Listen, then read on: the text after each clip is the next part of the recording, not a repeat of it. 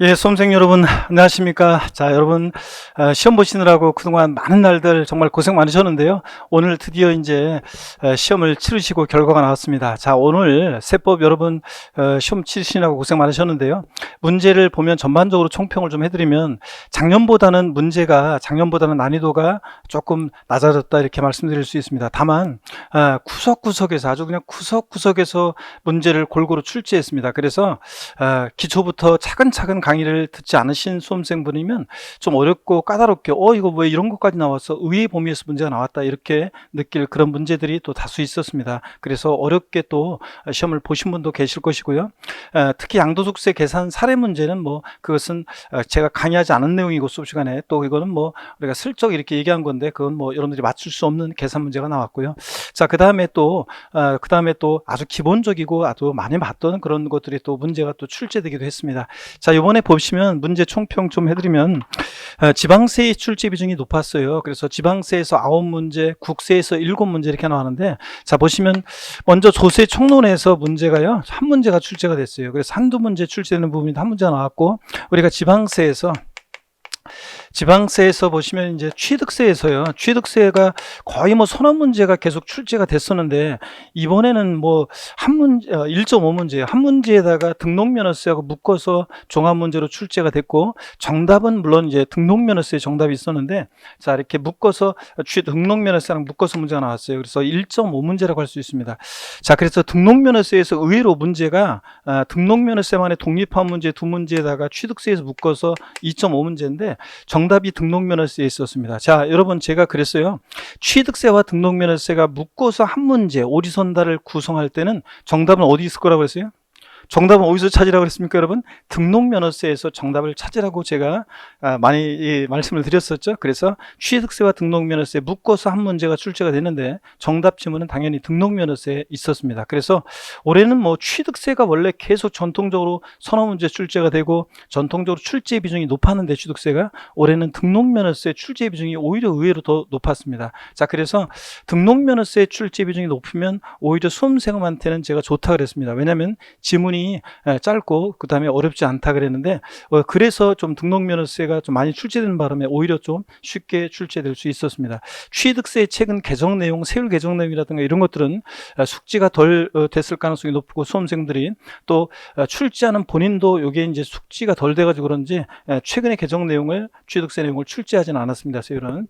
자, 그 다음에 재산세에서 이제 전통적으로 세 문제가 계속 출제가 됐었는데, 재산세에서 역시 전통적으로 세 문제 출제가 됐는데, 얘는 그 출제 패턴을 지켜서 세 문제가 나왔어요. 그리고 이제 지방세에서 의회 범위에서 문제가 나왔는데, 지역자원시설세 있잖아요. 이 지역자원시설세가 한 문제도 그동안 출제가 안 됐다가 이제 여기서 한 문제가 이번에 출제가 됐습니다.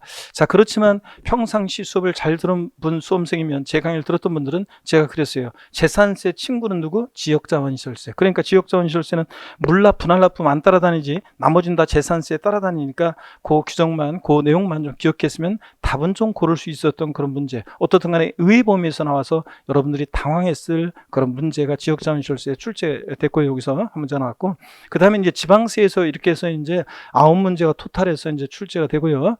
자, 조세 총합까지 합치면 이렇게 쭉 해가지고 이제 9문제가 출제가 되고, 그 다음에 여기서 이제 그래서 토탈에서 우리가 문제가 9문제가 출제가 됐고요. 자, 그 다음에 이제 보시면 국세에서 이제 보면 국세에서 종합부동산세에서 종부세에서 이제 한 문제가 출제가 됐고요. 그 다음에 종합소득세가, 요 종합소득세 문제가 출제가 이제 28회 때 되고 29회, 30회 출제가 안 됐어요. 그렇다가 올해 여기서 한 문제가 역시 출제가 될 가능성이 높았죠. 8회 나오고 29회, 30회 안 나와서요. 그래서 한 문제가 나왔습니다. 종합소득세. 자, 그 다음에 조금 이제 까다롭게 느꼈을 문제였습니다. 그렇지만 기본적인 요약집 강의 같은 것을 좀 잘 듣거나 문제풀이를 들었으면 또 맞출 수도 있었던 문제였는데, 어떻든 간에 이렇게 의의 범위에서 문제가 나와서 여러분들이 당황했을 그런 문제가 나왔고요. 그 다음에 양도소득세에서는 이제 작년과 똑같이 양도소득세는 5문제가 여기서 이제 출제가 됐습니다. 이렇게 해서 국세에서 이제 토탈에서 7문제가 출제가 됐습니다. 그래서 그래서 지방세 출제 비중이 뭐 조세 총론 한 문제를 빼면 지방세에서 순수하게 8문제고요. 그래서 어떤 간에 조세 총론과 지방세 출제 비중이 국세보다 높았다. 또 그 지방세 자체만 보더라도 높았다고 이렇게 볼 수가 있겠습니다. 이렇게 해서 세법 16문제가 출제됐고요. 몇몇 문제들은 안 나오던 부분에서 이렇게 문제가 나왔고, 또 그 다음에 계산 사례 문제가 또 여러분들이 평상시에 접해보지 못한 그런 사례 문제, 소득세법 시행령 90조 문제를 알고 있는지, 계산식을 알고 있는지 묻는 문제였기 때문에 여러분들이 풀기가 어려웠던 그런 문제였습니다. 어떻든 간에 그런 건 뭐 과감하게 찍으시면 되는 거고요, 원래. 자, 이렇게 해서 그렇지만 한 10문제 정도 맞추기에는 자, 예년보다는 좀 쉬웠다. 이렇게 작년보다는 10문제, 11문제를 맞추기에는 조금 좀 덜 어려웠다. 이렇게 볼 수가 있겠습니다. 자, 이렇게 해서 어려운 문제들, 또 깊은 내용은 또 있었고요. 자, 그래서 전반적으로 세법은 이렇게 문제가 출제가 됐습니다. 자, 그래서 평상시에 이렇게 꾸준히 이렇게 과정들을 사실 차근차근 공부한 수험생이 아니고 마지막 막판 공부만 이렇게 얄팍하게 공부했다 그러면 조금 힘들었을 또 그런 문제들이 또 있었습니다. 기초적인 거, 아주 기초적인 거라 쉬운 건데 오히려 더 어렵게 느꼈을 그런 수험생들도 계셨을 것이고요. 전반적으로 이렇습니다. 그래서 2차에서 역시 최근에는 2차에서 만만하게 출제하지 않아서 어떻든 간에 2차에서 합격자 수를 조절하려고 하는 그런 의도를 또 보였던 그런 시험이었습니다. 자, 그러면 이번에 이제 여러분들 문제를 또 총평을 말씀드렸고 문제 해설 강의를 드리도록 하겠습니다. 수험생 여러분 하여튼 고생 많으셨고요. 이 해설 강의를 라이브로 듣고 계신 분이시면 자, 안타까운 마음에 듣고 계신 분도 계실 것인데 많이 노력을 하시고 하셨는데 그 문제 시험 당일날 이 컨디션이라든가 시험 당일날 이 운이 또 중요하죠. 그래서 진짜로 운칠기삼인 것 같아요. 그래서 운이 안 좋거나 그래서 혹시라도 많이 지금 틀리거나 뭐 이런 분이 계시면 그러면 실망하지 말고 여러분들 다시 또 일어나시기를 당부드리고 또 위로를 드리고 또 점수 잘 나오신 분은 또 응원과 또 격려에 또 갈채를 보냅니다. 자, 그럼 해설 강의를 좀 드려보도록 하겠습니다. 먼저요. 25번 문제 A책형으로 해서 25번 문제를 보시면요. 지방세법상 재산세, 과세표준과 세율에 관한 설명으로 옳은 것을 모두 고른 것은 그랬습니다. 작년에 이어서 재산세에서 과세표준과 세율 부분이 역시 또 제일 중요하죠. 또 그래서 과세표준과 세율은 한 문제 출제를 예상했는데 역시 또 나왔습니다. 자, 지문도 뭐 우리가 평상시에 좀 공부했던 분들이면 봤던 지문들입니다. 지자체장은 조례로 정하는 바에 따라 표준세율의 50% 호민에서 가감 조정할 수 있죠. 다만 그 가감 조정한 세율을 언제까지요? 해당 연도만 적용하는 거지 다음 연도까지 적용한다 땡, 3년간 적용한다 땡, 이렇게 제가 말씀을 드렸었죠. 자, 그래서 3년간 적용한다 틀렸습니다. 해당 연도만, 당연도만 적용합니다. 그래서 3년간 아니고 해당 연도부터 3년이 아니라 해당 연도만, 그 당해 연도만 적용합니다. 해당 연도만 적용합니다. 자, 그래서 왜 그러냐면 이 재해 등이 발생했거나 뭐 등등 해가지고 그 해의 조정 필요성 때문에 적용하는 거니까 해당 연도만 적용합니다. 그래서 3년간 다음 연도까지 땡입니다. 자, 그 다음에 우리 고급을 확장용 토지요, 사성재산 토지요. 우리가 별장, 고급을 확장, 골프장, 별장, 고급을 확장, 골프장 몇 프로입니까? 4%입니다. 자, 그리고 4%. 그래서 우리 또 토지 세율 구조는 또 세율은 이렇게 뜨였어요. 007 빵24 비례세요. 그래서 고급을 확장 골프장 토지는 4% 세율이 적용됩니다. 주택의 과세표준은 법령에 따른 시가순액의 공정시장가액 비율, 자, 60% 곱하여 산정가액으로 한다는데, 자, 그래서 우리가 재산세 과세표준은 주택이다 그러면, 자, 주택은 시가순액이 바로 과세되는 것이 아니라 토지건축물 주택은 반드시 공정시장가액비를 곱하죠. 토지건축물 주택 부동산은 그때 주택은 몇 프로입니까? 60% 공정시장가액비를 곱한 금액이 과세표준이 됩니다. 그래서 니은하고 여러분 디귿은 옳고 기억번이 틀렸습니다. 그래서 정답은 4번이 되겠습니다, 여러분. 자, 그 다음에 계속 이어서 문제를 한번 보도록 하겠습니다. 자, 보시면요. 26번 문제 해설을 드리도록 하겠습니다. 자, 26번 문제를 보셨던 분들이요. 제가 이것은 26번 문제는 답을 저한테 강의 들었던 분들은 바로 답을 고를 수 있었어야 되는데요. 한 문제를 보겠습니다. 지방세법상 재산세, 과세상 및 납세무자에 관한 설명으로 옳은 거 그랬습니다. 자, 올해 뭐 납세무자 같은 것은 뭐 정답으로 정답은 아니었지만 요거 납세무자에 관한 것은 문제 나올 가능성이 또 올해 높다 말씀을 드렸고, 그 다음에 그다음에 요거요. 1번 지문이요. 제가 요거를 했죠. 요 1번 지문은 요게 이제 시험에 나와야 되는데 나올 만큼 중요한 건데 시험에 안 나오고 있다. 그래서 25회 시험 그 전에 신설이 된 규정인데 요거만 안 나오고 있어요. 다른 애들 같이 신설된 애들 그 동네에서 다 나왔는데 그래서 요걸 제가 강조드렸던 그런 내용이었습니다.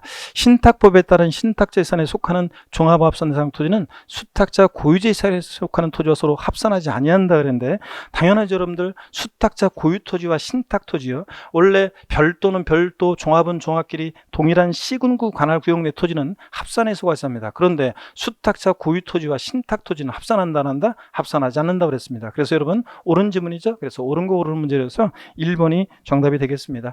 자, 그래서 여러분 다만 위탁자별로는 합산합니다.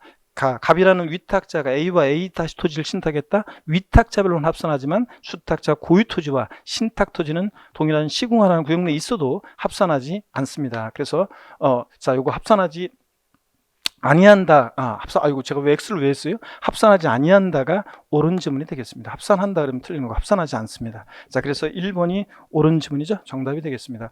자, 2번 지문 같은 것은 토지와 주택에 대한 재산세 대상은 종합합산과 별도합산 대상 및 분리대상으로 구분한다는데 토지에 대해서 재산세 대상이 되는 토지는 모든 토지인데요. 이 모든 토지를 이렇게 분리별도 종합으로 구분하는 것이지 주택은요. 주택은 아닙니다, 여러분. 자, 주택은 이렇게 구분하지 않습니다. 자, 주택 때문에 틀렸고요. 3번이요. 국가가 선승을 받아 조성하는 매매형 토지로서 사실상 조성이 완료된 토지 사용권을 무상으로 받은 자는 재산세 납부할 의무가 없다 그랬는데 여러분, 자, 우리가 요거 사용권을 무상으로 받은 자가 이자를 매수계약자로 봐서 이자 사용권을 무상으로 받은 자가 납세 의무자가 됩니다. 그죠 여러분? 국가지자체 지자체 조합과 엔드 연부매매계약 체결하고 엔드 무상사용권을 부여받았을 때 그 권리변동이 실질적으로 공부상 국가 등의 소유지만 실질적으로 권리변동 됐다고 봐서 매수계약자를 납세의무자로 하잖아요. 그거하고 같이 나오는 애입니다. 그래서 국가가 선수를 받아 조성한 매매형 토지로서 사실상 조성이 완료된 토지 사용권을 무상으로 받은 자가 재산세 납세의무자가 됩니다. 주택 부속토지 경계가 명백하지 않다. 바닥면적 몇 배입니까 여러분? 10배죠 이거. 자, 그래서 10배입니다. 자, 우리가 지방세는 제가 그랬어요. 취득세도 그렇고 지방세는 건축물 부속토지 경기 불분명하다. 지방세는 바닥면적이 무조건 몇 배? 10배까지 부속토지로 봅니다. 자, 5번입니다. 재산세 대상인 건축물 보험에 주택을 포함한다 그랬는데 아닙니다. 여러분 포함하지 않습니다. 자, 우리가 재산세 대상은 토지, 건축물, 주택, 선박, 항공기 5가지입니다. 자, 그래서 자, 이 건축물분 재산세 대상이 되는 건축물에서 주거용 건축물은 제외합니다. 주거용 건축물 어디서 과세하니까 주택분 재산세 대상으로 따로 과세하기 때문에 그렇습니다. 그래서 건축물 범위에 주택 포함하지 않고요. 자, 그래서 1번이 정답이 되겠습니다. 자, 여러분 27번 문제를 보겠습니다. 27번 문제 보시면 지방세법상 재산세 부가징수에 관한 설명으로 옳은 것은 모두 몇 개인가 그랬습니다. 자, 이렇게 박스형 문제 뭐 이런 거는 앞에서도 우리가 출제됐지만 25번 문제도 그렇지만 박스형 문제는 재산세에서 또 단골로 잘 나오죠. 이런 형태의 문제는. 자, 그랬을 때 한번 보겠습니다. 재산세 과세 기준은 매년 6월 1일로 한다. 그렇죠? 여러분 재산세 종부세 과세 기준일은 매년 언제입니까? 6월 1일로 합니다.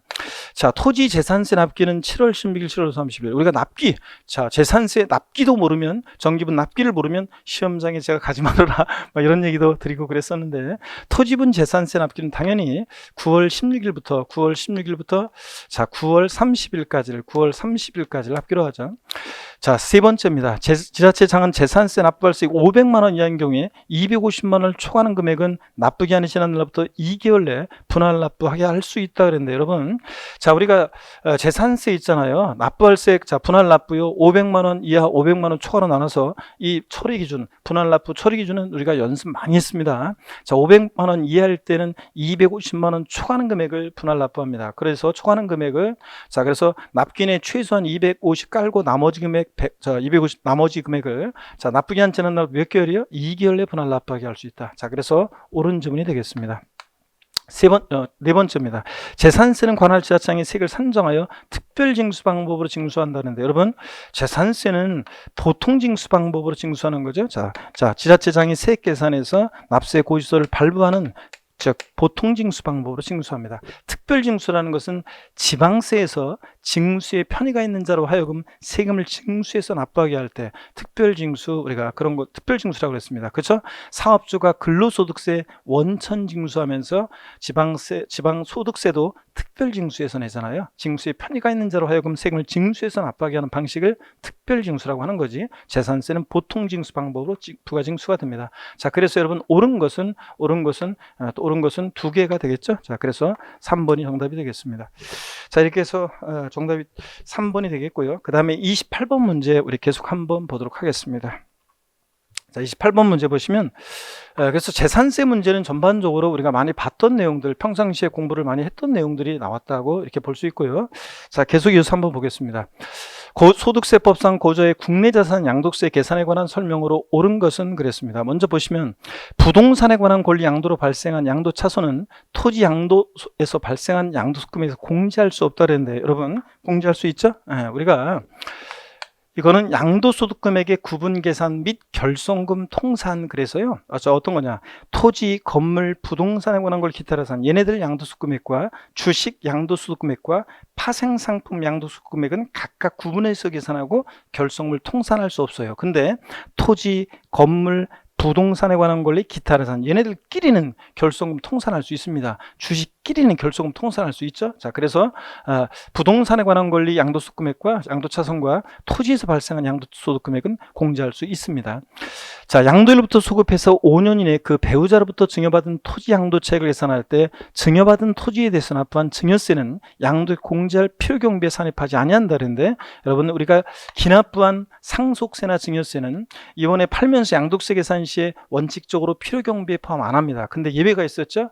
배우자 직계전미소간 이율과세 특례 적용될 때는 기납부한 증여세는 필요경비에 산입해서 공제받을 수 있다고 그랬습니다. 자, 그래서 산입할 수 있습니다.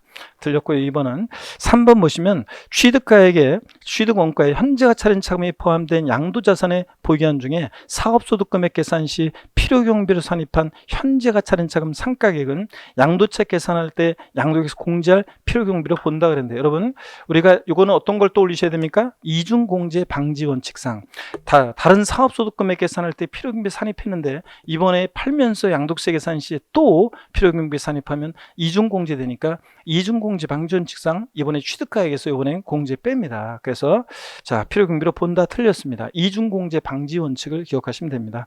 4번 보시면요. 특수관계인에게 증여한 자산에 대해서 증여자인 고자에게 양도세가 과세되는 경우에 수증자가 부담하는 증여세 상당액은 양도에서 공제할 필요경비 산입한다는데 산입하지 않습니다. 여러분 요거 어떤 겁니까? 증여 후 우회 양도입니다. 부당행위 계산부인 특례에서 증여 후 우회 양도요.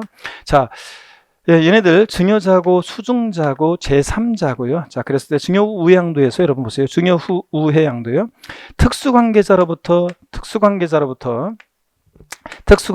증여받아서 이것을 5년 내 양도를 할 때요. 특수관계자로부터 증여받아서 5년 내 양도할 때, 자, 수증자가 받으면 증여세와 양도소득세 합한 금액이 당초 증여자가 직접 제3자에게 양도한 것으로 가정해서 계산한 요 양도소득세액보다 이 두 개 수증자가 받으면 증여세와 양도세 합한 금액이 더 적다 이거보다. 그러면 자, 지가 직접 양도하면 세금 더 나올 것 같은 경우 우회적으로 돌렸다고 해서 얘네들 계산을 싹 부인한다고 그랬습니다. 그래서 수증자한테 증여세 부과하지 않고 낸 게 있으면 돌려주고요. 자, 양도세 부과하지 않는다고 그랬습니다. 그래서 자, 여기 증여 후 우회 양도에서는 얘네들 수증자가 부담하는 증여세 부과하지 않습니다. 낸 게 있으면 돌려주고요. 자, 그래서 필요경비에 산입한다 틀렸습니다. 얘네들 계산을 싹 부인하기 때문에 포함하지 않습니다. 5번 보면 고자가 특수관계인과의 거래요. 시가와 거래가의 차액이 5억 원인데요. 있어서 토지를 시가에 미달하게 양도함으로써 조세 부담을 부당히 감춘 것으로 인정되는 때는 양도가액을 시가에서 계산한다 그랬습니다. 우리 요거 부당행위 계산 부인 특례에서 요것은 어떤 겁니까?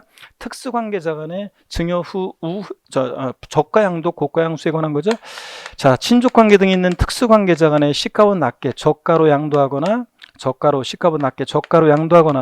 고가로 자, 양수 취득했을 때. 자, 그래서 여러분 생각나세요? 헷갈리니까 요거 저도 세법 고수입니다. 머리 글자를 따서 저도 세법 고수입니다. 이렇게 기억하라고 했습니다. 자, 그래서 C값은 낮게 양도했어야 되고요. 자, 높게 취득했어야 됩니다. 자, 근데 무조건 아니고 조세부담 감소가 있어야 되는데 시가와 대가의 차이가 금액으로 얼마요? 여러분, 금액으로 얼마?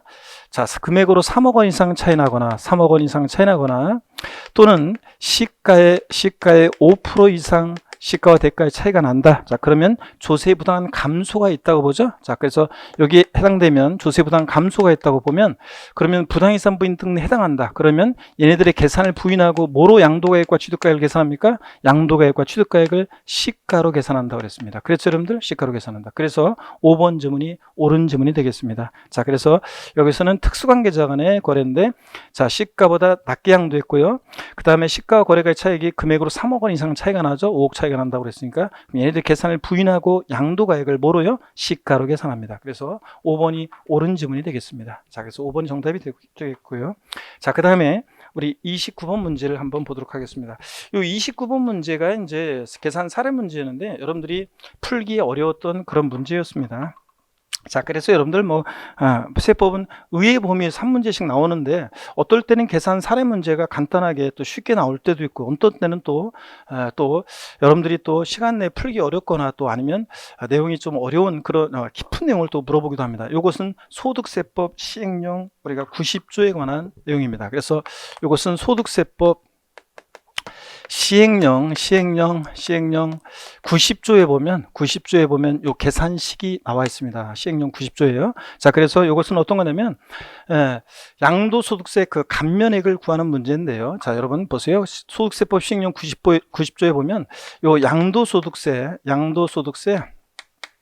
감면액은 어떻게 구한다고 되어 있냐면 감면액은 이렇게 구한다고 되어 있어요. 감면액은 먼저요. 자, A 곱하기 D분의 B-C B-C 곱하기 이 감면율인데요. 자, 이것을 곱하기 이렇게 돼 있어요. 자, 이게 어떤 거냐면 이것은 이제 산출세이고요. 양도세 산출세이고요. 이것은 D는 과세표준이에요. 양도소득세 과세표준금액이고요.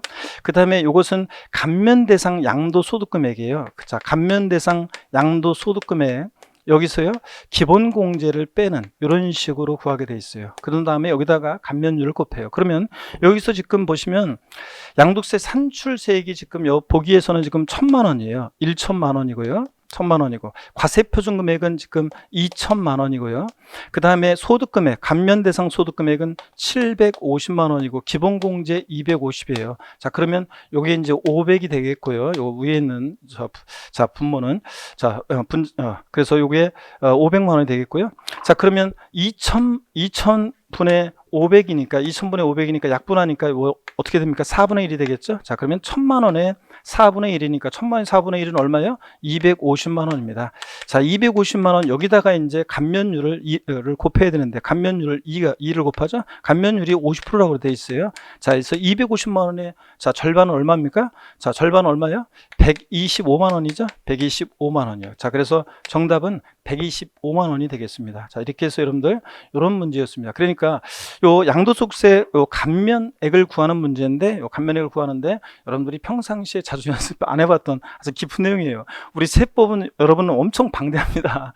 자, 근데 그 부동산 세법은 또 물론 거기에서 물론 좁혀졌지만 그래도 부동산 세법에 또 많은 법령 내용들인데 우리가 세법이 연료소문항 1차 과목이면 뭐 이런 것도 다 뭐 자세히 강의하고 했겠지만 우리가 2차 과목이고 물항수가 그렇다 보니까 범위를 압축해서 합니다. 혹시나 하는 것까지 다 할 수는 없고요. 그래서 이걸 알고 있는지를 묻는 문제였는데 혹시 틀리신 분이 계시다, 틀리신 분 없다 그러면 당연히 이런 것들은 그냥 틀리고 계산 문제는 제가 맨 마지막에 풀으라고 그랬죠. 지적 풀고 세법 풀고 등기법 나중에 풀고 이렇게 하는데 세법 계산 문제는 제껴놓으라고 그랬습니다. 그래서 나중에 푸시라고 했는데 이런 문제였습니다. 그래서 정답은 그래서 125만 원 1번이 정답이 되겠습니다. 자, 그래서 이것은 이런 식으로 해서 양도소득 감면액을 구하는 문제였습니다. 자, 그래서 1번이 정답입니다. 자, 그러면 여러분요 계속 이어서 문제를 보겠습니다. 30번 문제를 한번 보시면요. 30번 문제는 자, 소득세법상 거주에 국내 소재 토지에 대한 양도세 과세표준 및 세액은 신고 납부에 관한 설명으로 틀린 거랬는데, 우리 양도세 예정신고 확정신고 납부에 관한 이런 것은 우리가 많이 봤던 내용인데요. 한번 보겠습니다. 법령에 따른 부담부 증여 채무액에 대한 부분으로서, 자, 부담부 증여 나왔다. 제가 이거 시험에 나올 것 같은데 안 나오고 있는 것 중에 하나라고 제가 주의하라고 했었죠. 그런데 부담부 증여요. 자, 근데 요거 나오면 몇 개월이요? 양도소득세 예정신고 기한은 양도일이 속하는 달의 말일로부터 몇 개월이야? 이거 3개월이라는 거. 다른 것들은 다 2개월인데 부담부 증여만 3개월이니까 주의하라고 그랬습니다. 그래서 맞고요. 두 번째요. 자, 예정신고 납부를 하는 경우에 예정신고 산출세액에서 감면세액을 빼고 수시부가세액이 있을 때는 이를 공제하지 아니한 세액을 납부한다는데, 아닙니다. 수시부가세액이 있으면요, 수시부가세액이 있을 때는 이를 공제하지 아니한이 아니라, 여기에 틀렸네요. 공제한 세액을 납부해야 됩니다. 공제한 세액을 납부해야 돼요. 그래서 여기 이제 법조문은 소득세법 106조 제3항에 나와 있어요. 소득세법 106조 3항에 나와 있는 그런 내용인데요. 자, 그래서 이건 조금 깊은 내용이었지만 그래도 어떻든 간에 눈치껏 다른 지문들을 대충 보면은 2번을 대충, 요게 아무래도 요게 냄새가 나요, 여러분들. 그래서 찍었어야 되는 그런 문제였습니다. 그래서 수시부가세액이 있을 때는 당연히 이걸 빼고 공제한 세액을 납부해야 한다. 이렇게 좀 눈치를 챘어야 되는 그런 문제였습니다. 그래서 2번이 정답이었고요. 자, 그 다음에 3번 보면 예정신고 납부월세액 2천 초과한다 그러면, 자, 2천만 원, 양도세는 1천만 원 초과할 때 분할 납부할 수 있으니까 1천 이하, 자, 2천 이하, 그 처리 기준 배죠. 2천 이하, 2천 초로 나눠서 2천만 원 초과할 때는 절반이요. 50% 이하의 금액을 납부기한 지난 후 2개월에 분할 납부할 수 있다. 정확한 사례까지 2,400일 때, 3,600일 때 얼마를 분할 납부할 수 있냐. 많이 연습했던 내용이었습니다. 맞고요. 당연대 누진세 중대상 자산에 대한 예정신고를 2회 이상 한 자가 이미 신고한 양도금액과 합산해서 신고하지 않았다 그러면, 자, 양도세 과세표준 확정 신고해야 한다. 그렇죠, 여러분들? 이것도 우리가 29회 때 나왔던 건데 여러 번 강조드렸습니다. 여러 번 양도할 때 예정신고 한 자는 확정 신고하지 않을 수 있지만 누진세 대상 자산을 2회 이상 양도할 때 마지막에 합산해서 예정신고 안 하면 반드시 합산해서 다음 연도에 확정 신고해야 한다고 했고요. 양도차익이었거나 양도차손인 때도 예정신고는 반드시 해야 하는 거지, 하지 아니할 수 있다, 할 필요 없다, 생략할 수 있다, 다 틀리다고 했습니다. 그래서 2번이 정답이었습니다. 나머지 지문들이 많이 봤던 거기 때문에 2번을 특정할 수 있어야 되는 그런 문제였습니다. 자, 31번 문제 봅니다. 우리 세법은, 자, 그렇습니다. 혹시 내년도에 또 이제 대비해서 공부를 하고 계신 분이 지금 강의를 듣고 계시다 그러면, 세법은 5문제 지문 오지선 다 5개 지문 중에서 한두 개가 낯선 게 들어있을 수 있어요. 그래도 여러분들이 나머지 지문들 배운 것들을 중심으로 싹 보면 답을 대충 이렇게 눈치껏 고를 수 있는 그런 문제들도 있습니다. 자, 31번 문제는 조세 총론 문제인데, 이게 가장 기본적인 걸 물어봤어요. 보세요. 지방세기본법 및 지방세법상 용어 정의에 관한 설명 틀린 거랬습니다. 용어 정의가 잘 안 나왔었는데 이번 시험에 또 용어 정의가 나왔네요.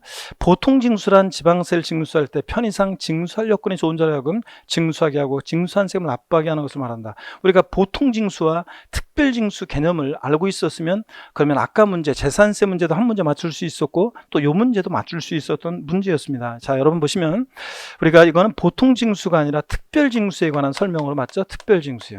우리가 특별 징수라는 것은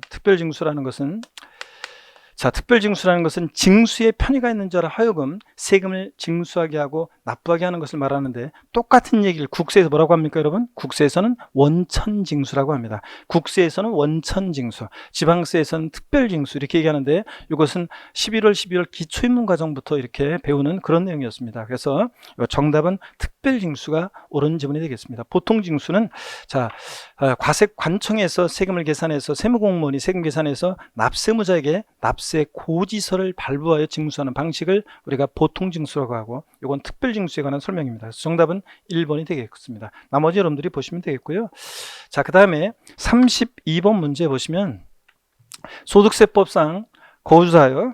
거주자 해당 국외자산 양도일까지 계속해서 5년 이상 국내에 주소를 두고 있는 거주자가 2020년도 양도한 국외자산에 대한 양도세에 관한 설명으로 틀린 것은 그랬습니다. 자, 단 국외 외화 차입에 의한 취득은 없음 그랬습니다. 자, 보시면 요 32번 문제는요. 바로 이게 틀린 거 묻는 문제라, 자, 시간 관계상 바로 답을 한번 보겠습니다.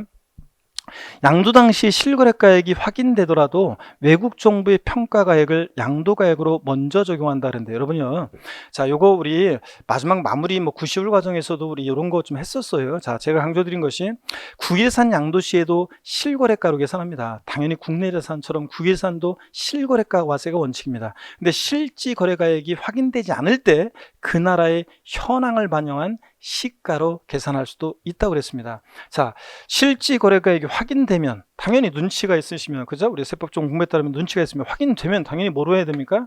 당연히 다시 확인되면 실지 거래가액으로 해야죠. 실지 거래가액으로 양도차익을 계산해야 됩니다. 실지 거래가액이 확인되지 않을 때 그 나라의 현황을 반영한 시가로 하는 거고요. 자, 그래서 정답은 여러분 3번이 자 요거 틀린 지문이 되겠습니다. 그래서 3번이 정답이고 나머지 지문들은 다 옳은 지문입니다. 자, 그래서 여러분들이 보시면 되겠고요. 자, 계속 이어서 보겠습니다. 3번 문제를 한번 보겠습니다. 33번 문제를 보시면요, 지역자원시설세가 문제가 난데없이 나왔습니다. 진짜. 자, 지역자원시설세 문제가, 지역자원시설세는 출제가 되지 않았습니다. 옛날 13회 시험 때 도시계획세 문제가 옛날에 한번 기타 지방세, 취득세, 등록면허세, 재산세를 빼고 기타 지방세에서는 이제 도시계획세가 한번 나온 적이 있고 27회 시험 때 지방소득세가 한 문제 나온 적이 있고요. 한번 나온 적이 있고, 그리고서는 지역자원시설세 이런 거 나온 적이 없습니다. 그랬다가 요번에 지역자원시설세 문제가 나왔습니다. 자, 여러분 틀린 거 옳은 문제인데 일단 자 여기 보세요. 제가 마지막 마무리 강의할 때 이런 거는 좀 했었어요. 90월달 동영이라든가 마지막 쪽집게 이론 마무리 특강이라든가 우리가 백선 문제 특강을 하면서 요 지문은 우리가 봤었습니다. 자, 4층 이상 10층 이하는 요 2배로 중과시한다 이런 것도 공부했었는데 여기를 한번 보세요. 4번 지문을 못 보던 문제들이 나왔었지만 4번 지문을 보니까 지방세법에 따라 재산세가 비과세되는 건축물에 대해서도 지역자원시설세는 부과된다는데 여러분 부과되지 않습니다. 자, 여러분 보세요. 재산세 친구 누굽니까 여러분? 저한테 공부 배웠던 분들 재산세 친구 누구예요? 지역자원시설세. 자, 지역자원시설세는 재산세 친구니까 물납 분할납법 안 따라다니지 나머지는 다 재산세 나와 있으면 웬만하면 다 같이 나온다고 그랬습니다. 재산세가 비과세돼요? 그럼 당연히 얘도 지역자원시설세도 당연히 비과세입니다. 당연히. 그래서 재산세 비과세 되면 자 그러면 지역자원시설세도 당연히 재산세 따라다니니까 재산세 친구니까 비과세 됩니다. 그래서 정답은 여러분 4번이 틀린 지문이 되겠습니다. 나머지 지문들 한번 보시면 되겠고요. 자, 그 다음에 34번 문제 한번 보도록 하겠습니다.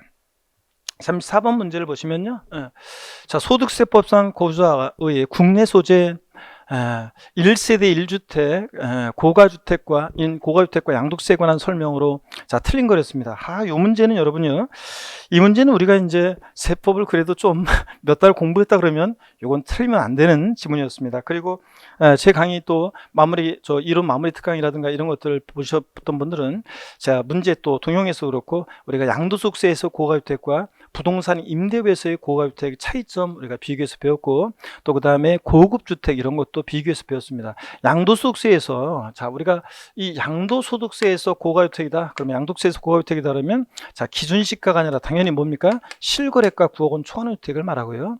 그 다음에 부동산 임대업에서 일개 소유하는 자의 주택 임대소득 비과세 배제될 때 그때 부동산 임대업에서의 고가주택은 기준시가로 9억 초과하는 주택이고 양도세에서는 실거래가액이 9억 원 초과하는 주택을 말합니다. 그래서 2번이 당연히 정답이 되겠습니다. 자, 그래서 34번은 2번이 정답이 됩니다. 이런 건 좀 우리가 놓치면 안 되는 그런 문제였습니다.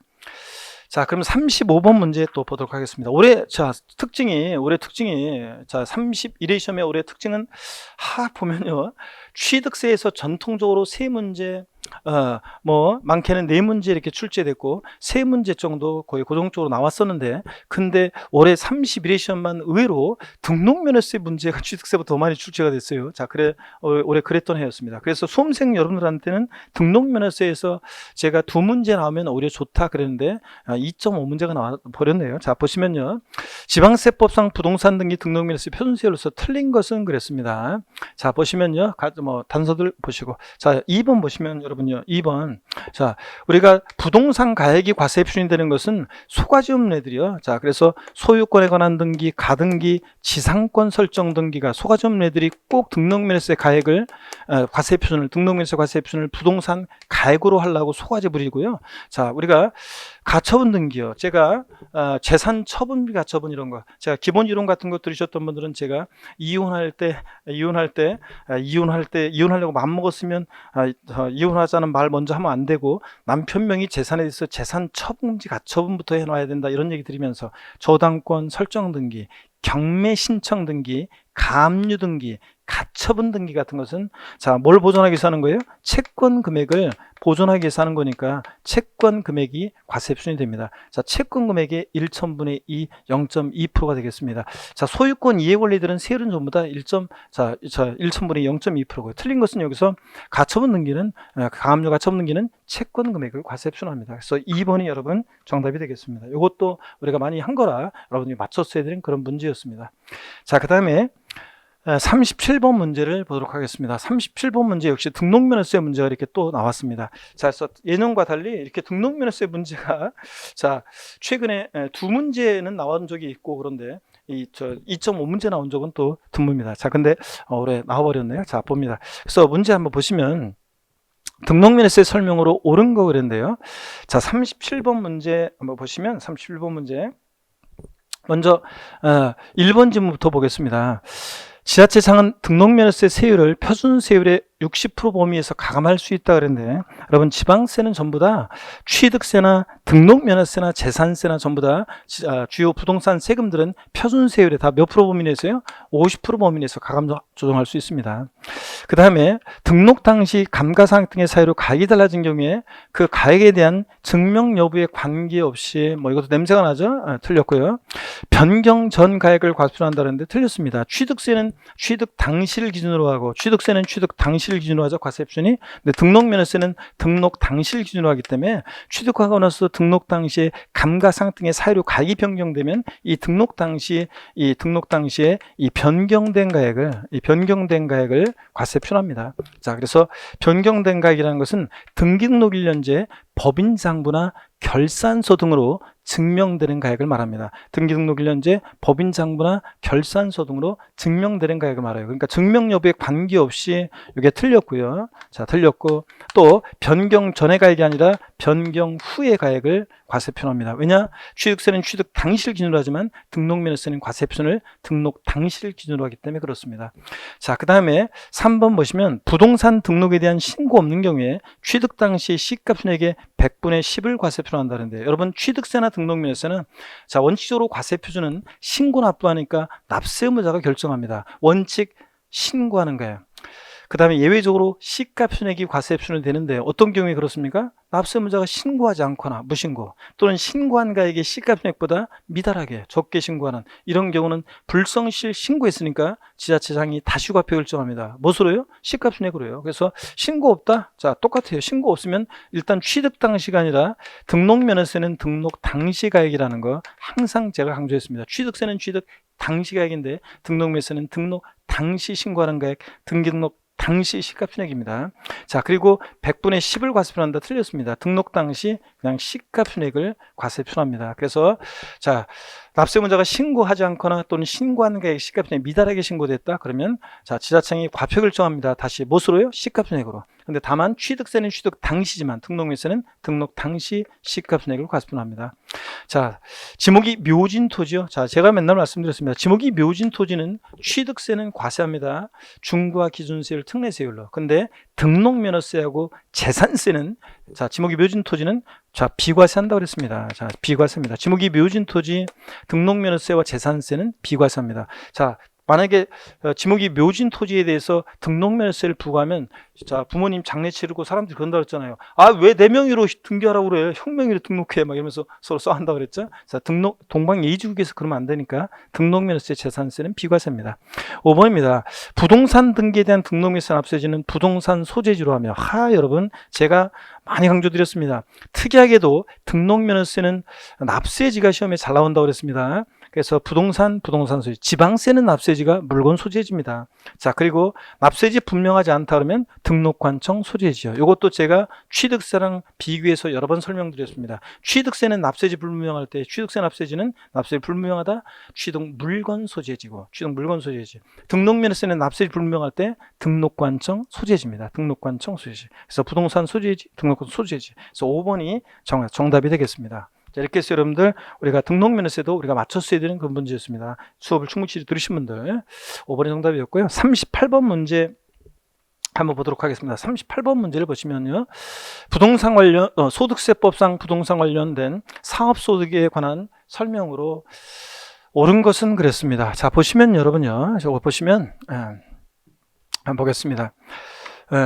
1번 보시면요. 국외 소지하는 주택 임대소득은 주택수에 관계없이 과세하지 아니한다 그랬는데, 자, 여러분, 우리가 부동산 임대업에서 일개 딱 주택 하나 소유하는 자의 주택 임대소득은 우리가 비과세합니다. 그렇죠, 여러분들? 근데 단 예외가 있었습니다.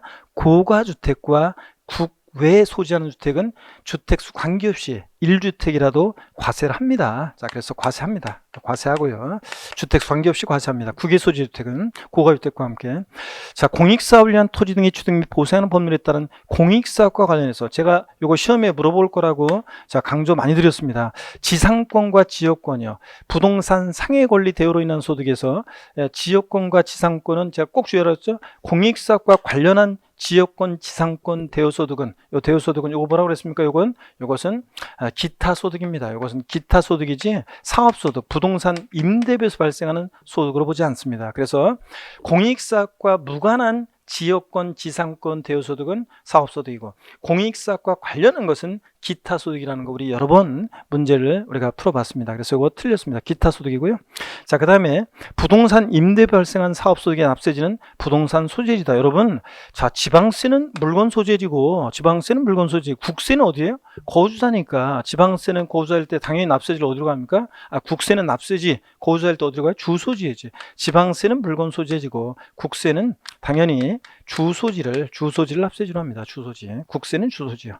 자, 그 다음에 4번입니다. 국내에 소지하는 논밭을 작물 생산에 이용액으로 발생하는 사업소득은 요거 비과세라고 그랬죠, 여러분? 자, 그래서 자신의 논밭을 타인에게 모델하우스용 부지로 사용하게 한다거나 뭐 그럴 때는 과세하는데, 작물 생산에 이용하게 함으로 발생하는 소득은 사업소득은 요거 비과세한다고 했습니다. 그래서 요거 4번이 옳습니다. 그래서 이거 옛날에 농업소득세로 과세하는 것과 지금은 농업소득세 없어졌지만 그거하고 이렇게 이중과세를 피하기 위해서 자신의 논밭을 타인의 작물 생산에 이용하게 하고 상대가 받을 때는 비과세한다. 일개 소유하는 제 주택 임대소 비과세와 함께 우리 같이 봤던 내용이었습니다. 그래서 4번이 정답이고요.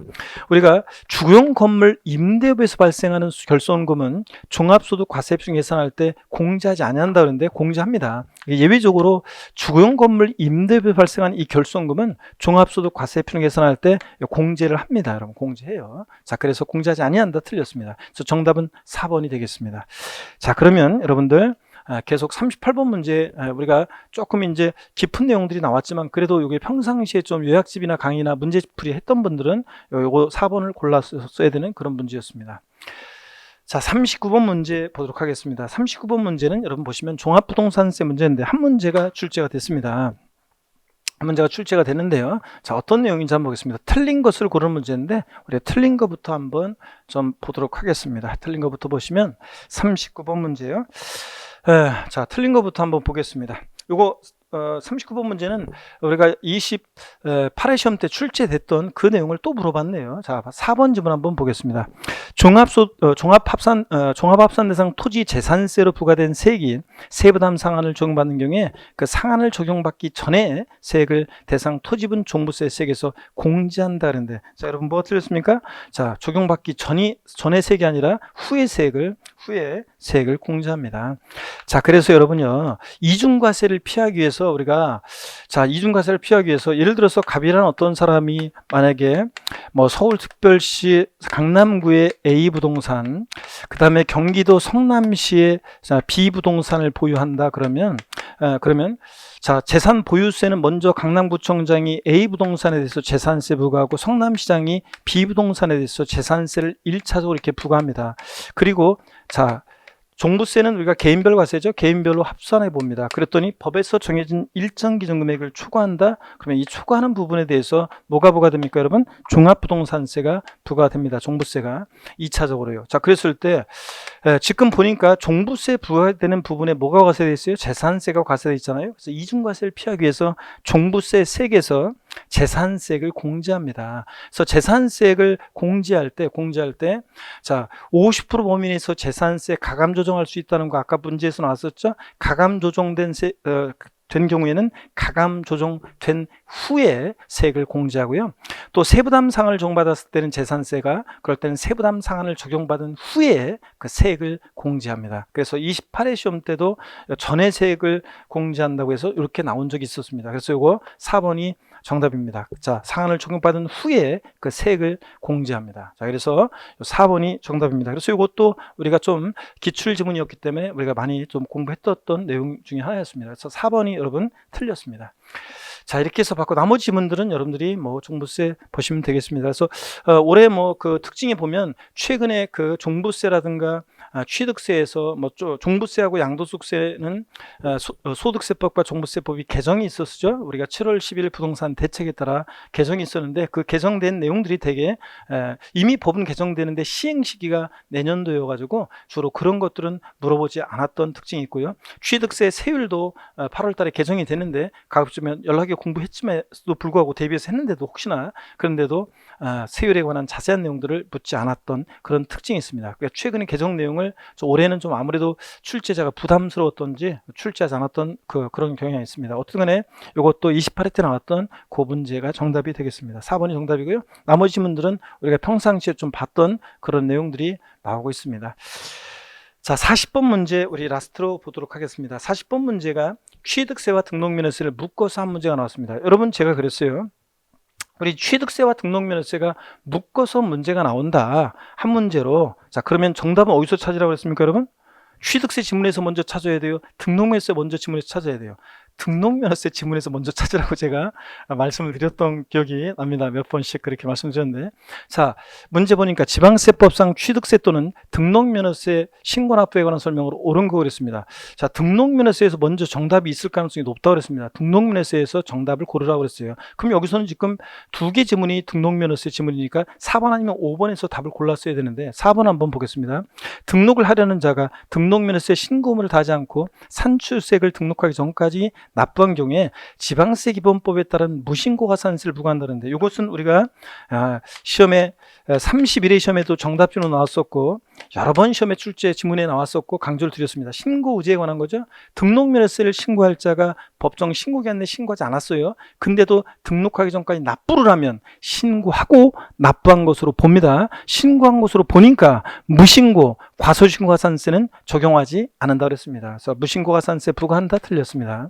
자, 그러면 등록면허세 지문 두 개 중에서 이거 확실하게 아니잖아요. 4번은 많이 공부했으니까. 그러면 5번, 우리가 5번 지문 같은 것도 또 백선이라든가 동형 모의고사 같은 거 할 때 슬쩍 우리가 봤던 나왔던 뭐 그런 정도입니다. 강조하지는 않았지만 우리가 한번 봤던 건데, 등기등록 관소의 장은 등기등록한 후에 등록면허세가 납부되지 아니했거나 납부 부족액을 발견할 때는 다음 달 10일까지 납세에 관한 시장군수구청장에게 통보해야 한다 그랬습니다. 대개 이런 지문들은, 이런 것들은 되게 틀리게 나오지는 않는다고 그랬습니다. 그래서 요 5번이 옳은 지문입니다. 자, 그래서 5번 지문이 정답이고요. 그래서 등록면허세에서 취득세 등록면허세 묶어져 있을 때는 하여튼 등록면허세에서 답을 먼저 골라라. 그래서 두 개 골라놓고 4번이 확실하게 아니니까 5번을 골랐어야 되는 문제였습니다.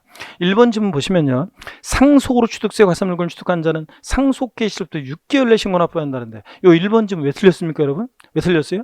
제가 항상 이런 거 숫자만 신경 쓰면 안 된다고 그래서 제가 우리 이름 마무리 특강 같은 거 할 때 두 개 중에 고르기 막 그런 거 할 때 가로 놓기 하고 그럴 때 이거 많이 강조드렸습니다. 상속 개시일부터 바로 6개월이 아니라 상속 개시일이 속하는 달의 말일로부터 6개월이라고 그랬습니다. 그랬죠? 상속 개시일부터 6개월이 아니라는 거 주의하라고 제가 많이 강조를 드렸던 내용이었습니다. 상속 개시 속한 날의 말일로부터 6개월입니다. 그래서 4월 10일이 상속 개시일이면 바로 상속 개시일 로부터 6개월, 10월 10일이 아니라는 거 강조드렸습니다. 상속기에 속한 달의 말일부터 6개월이니까 10월 31일이 된다는 거 정확히 알고 있어야 한다는 걸 강조드렸었고요.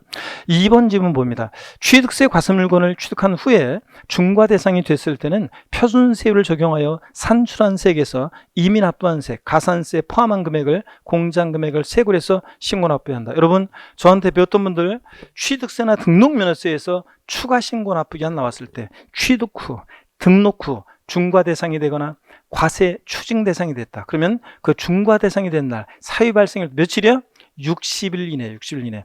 이민 납부한 세금 공제해 줄 때 가산세는 포함한 금액, 제한 금액, 제외한 금액을, 가산세 이거 제외한 금액을 보통 징수한다, 신고 납부한다, 신고 납부한다. 그래서 3개 포인트 확인하라고 했잖아요. 여기서는 지금 날짜는 안 나왔지만, 자, 추가 신고 납부기 한다면 60일 확인하고, 가산세 제외 확인하고, 신고 납부 확인하라고 했습니다. 그래서 여러분들, 여기서는 가산세 포함에 틀렸습니다. 제외입니다. 그래서 어떤 수강생분은 제가 이런 포함 제외 같은 것을 막 바꿔서 내면, 뭐 이런 거 또 포함 제외 이런 식으로 문제를 바꿔서 내냐 그러는데, 세법은 포함 제외가 시험 문제에 나온다고 그랬습니다. 그래서 제외한 금액을 신고 납부합니다. 3번 지문 봅니다. 지목 변경으로 인한 취득세 납세무자가 신고하지 않고 매각까지 했다, 걸렸다, 산출세계 80% 가산한 금액을 세굴에서 징수한다 그랬는데, 여러분 우리가 취득세 중과산세에 관한 문제죠. 취득세 대상 물건을 취득 후 신고하지 않고 매각까지 했다가 걸렸다, 산출세계 몇 프로? 80% 중과산세 정도입니다. 다만 예외가 있었습니다. 등기 등록을 요하지 않는 재산은 중과산세 적용하지 않는다고 그랬습니다. 단 골프용권 같은 애들은 물론 예외가 있고요. 골프용권 같은 애들은 등기 등록을 요하는 재산 아니지만 중과산세 적용합니다. 또 예외가 있었습니다. 등기 등록을 요하지 않는 재산과 함께 토지 지목 변경이나 과점주의 주식 취득 같은 간주 취득은 자기를 전혀 드러내지 않고 싹 조세 포탈, 이게 안 된다고 그랬잖아요. 그러니까 자, 중과산세 지목 변경이기 때문에 중과산세 적용하지 않습니다, 여러분들. 자, 그 다음에 이렇게 해서 여러분 정답은 5번이 되겠습니다. 그래서 이렇게 해서 여러분들 우리가 취득세 등록매수 묶어서 나오면 등록매수 정답이 있다는 것, 또 우리가 다 기존에 공부했던 것들이고요. 그래서 1번 문제 같은 것도 이렇게 각하면 또 안 보여가지고 이렇게 숫자만 보시면 1번을 또 골랐을 분도 계시는데, 어떤간에 이렇게 해서 5번이 정답이 되겠습니다. 자, 그래서 조금 까다로웠지만 그래도 40번 문제를 여러분들이 골라낼 수 있었어야 되는 그런 문제였습니다. 자, 이렇게 해서 여러분들이요 40번까지 다 해설을 드렸습니다. 올해 어떻든 간에 특징은 차분히 이제 그러니까 차분하게 공부를 쭉 이렇게 이론을 공부해야지만 골고루 이렇게 공부해야지 맞출 수 있도록, 최근에 이렇게 세법은 문항수가 작은데도 이렇게 작기 때문에 골고루 이렇게 섞어가지고 문제를 구성해요. 그래서 참 고득점 그 100점 맞기는 뭐 굉장히 어렵고, 그렇지만 여전히 뭐 100점자라든가 한 문제 틀리고 뭐 이런 수험생들이 나옵니다. 아까도 보니까 여기서 제가 오늘 학원에 와가지고 한 문제 틀리신 수험생도 있긴 있었습니다. 뭐 그런 식으로 이렇게 고득점 하는 수험생도 있지만, 또 골고루 공부해 두지 않으면 이렇게 좀 의의 범위에 낯선 지문을 낯설게 여겨가지고 기초적인 지문, 막 특별징수라든가 이런 것들, 보통징수나 이런 것들을 또 놓칠 수도 있는 그런 문제였습니다. 그래서 여러분들 하여튼 아무튼 간에 여러분들 그동안 오늘 시험을 30일의 시험을 보신 분들이 계시다 그러면 고생 많으셨고요. 여러분의 노고에 제가 한없는 응원과 갈채를 보내고 좋은 결실이 있기를 제가 응원하고 소원하겠습니다. 합격자 수가 만약에 목표대로 안 나오면 이의제기 문제 같은 것도 여러분 잘 보시면 되겠습니다. 그래서 이의제기 문제 같은 것도 이렇게 많이 받아줄 수가 있기 때문에 잘 기대를 또 가지시고요. 어떤 간에 저도 집에 돌아간 후에 요 라이브 해설 강의 촬영 후에 세법에서 어떤 문제가 있는지를 다시 한번 좀 자세히 연구해서 여러분께 도움이 되도록 하도록 하겠습니다. 수험생 여러분 고생 많으셨고요. 여러분께 제가 뜨거운 격려와 응원의 갈채를 보냅니다. 여러분 모두에게 행운이 있기를 제가 응원합니다. 여러분 고맙습니다.